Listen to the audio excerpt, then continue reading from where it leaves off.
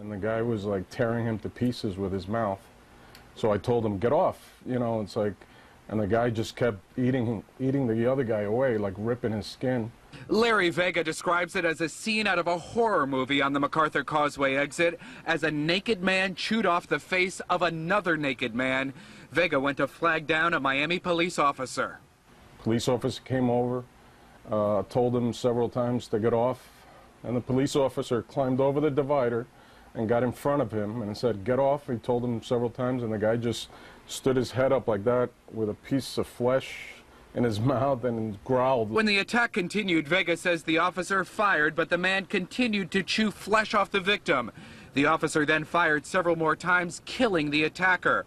A Miami Herald surveillance camera caught the aftermath as the two men lay side by side on the ground.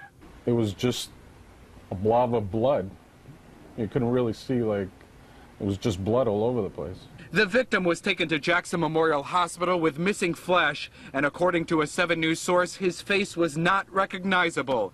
Vega says both the men appeared to be homeless, and he believes the attacker may have been on drugs. He looked like he was on something.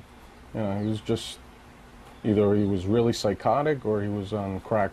Miami police have not identified the attacker nor the victim, but Vega says he simply can't shake the image he'd expect to see on the big screen and never on the streets of Miami. Pretty gruesome. It's one of the most gruesome things I've ever seen in my life in person. You know, you see these things in the movies.